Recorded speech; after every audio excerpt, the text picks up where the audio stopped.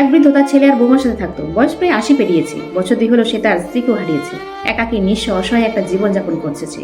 ছেলে দিয়ে একটা ছোট কামরায় তার এখন জগৎ। সেখানে সে একা একা সারাদিন বসে থাকে আর নিজের স্ত্রীকে খুব মিস করে। ছেলে বৌমা তার বিশেষ যত্ন নেয় না বলে চলে। অথচ এই মানুষটা একদিন এই এলাকার নামকরা পুলিশ অফিসার ছিল। তার নাম শুনলে সবাই ভয় পেত। আর সেই মানুষটার আজকে নিজের শরীরের উপর কোনো নিয়ন্ত্রণ নেই, এমনকি নিজের মূত্র ধারণ করার ক্ষমতাও তার নেই। কারণ সে একজন ডায়াবেটিক পেশেন্ট। কোনোদিন ভুল করে যদি সে বিছানায় প্রস্রাব করেও ফেলতো, তাহলে ছেলে বৌমা অনেক কথা শোনাতো, তাকে খুব বকাবকি করতো। আর সেজন্য তাকে খুব কম জল খেতে দেওয়া হতো। সে রাত্রে পিপাসার্ত অবস্থাতেই ঘুমিয়ে পড়তো, কিন্তু নিজেকে খুব কষ্ট করে নিয়ন্ত্রণ করার চেষ্টা করত। কিন্তু বয়সজনিত কারণে আর বিভিন্ন রোগে আক্রান্তর কারণে সেটা সে করে উঠতে পারতো না। একদিনই সেরকম সে ভুল করে বিছানায় প্রস্রাব করে ফেলল। সকালে ঘুম থেকে উঠে দেখে যে সে প্রস্রাব করে ফেলেছে। তখন সে ভাবলো যে ছেলে বৌমা আমাকে কত না বকবে, কত না মুখ ঝামটা খেতে হবে তাদের। তার থেকে বরং তারা যখন বাড়িতে থাকবে না, সেই অবস্থায় আমি এই বিছানা চাদরটা নিজেই পরিষ্কার করে ফেলবো। তখন সে বাইরে বেরিয়ে দেখলো সত্যি সত্যি ছেলে বৌমা বাড়িতে নেই। সে আস্তে আস্তে করে সেই বিছানা চাদরটা তুলে নিয়েছে, বাথরুমে পরিষ্কার করতে লাগলো। আর মনে মনে হাসতে লাগলো। বললো যে এটাই হয়তো কালের নিয়ম, এটাই কালের গতি। যে হাতে একদিন লাঠি চালিয়েছে, বন্দুক চালিয়েছে, সেই হাতে সে আজকে সামান্য একটা জলের মগও তুলতে পারছে না। কিন্তু ছেলে বৌমার কাছে যাতে তাকে কথা শুনতে না হয়, তাই জন্য সে খুব কষ্ট করেই সে বিছানা চাদরটা পরিষ্কার করতে লাগলো। তারপর সে একসময় মুখ তুলে দেখলো যে তার সামনে তার ছেলে আর বৌমা দাঁড়িয়ে রয়েছে। হঠাৎ করে তাদেরকে চোখের সামনে দেখে ভীষণ ভয় পেয়ে গেল।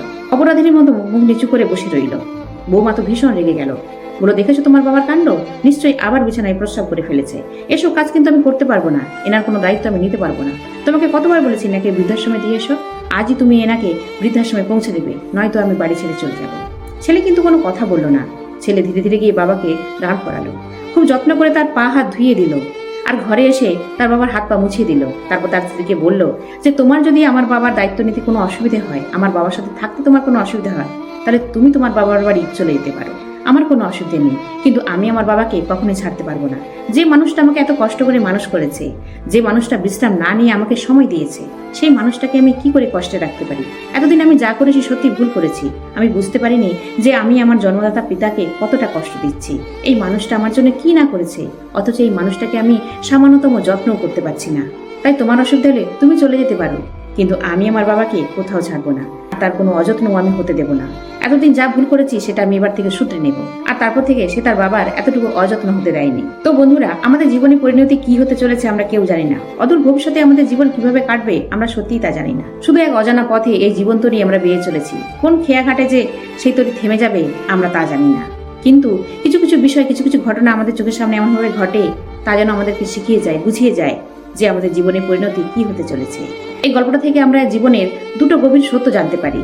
প্রথম, যে কালের নিয়ম থেকে আমরা কেউ বাঁচতে পারবো না। আপনি যতই প্রভাবশালী হন না কেন, যত প্রতিপত্তি আপনার থাক না কেন, যত ধন সম্পত্তি আপনি উপার্জন করে ফেলুন না কেন, একদিন কালের নিয়মে সব শেষ হয়ে যাবে। সময়ের গতিতে সবকিছু নষ্ট হয়ে যাবে। এটাই কালের সহজ নিয়ম। 2, আপনি আজ যা করবেন অদূর ভবিষ্যতে কিন্তু তার ফল আপনি দ্বিগুণ হারে পেতে চলেছেন। যদি ভালো কাজ করে থাকেন তাহলে ভালো ফল পাবেন।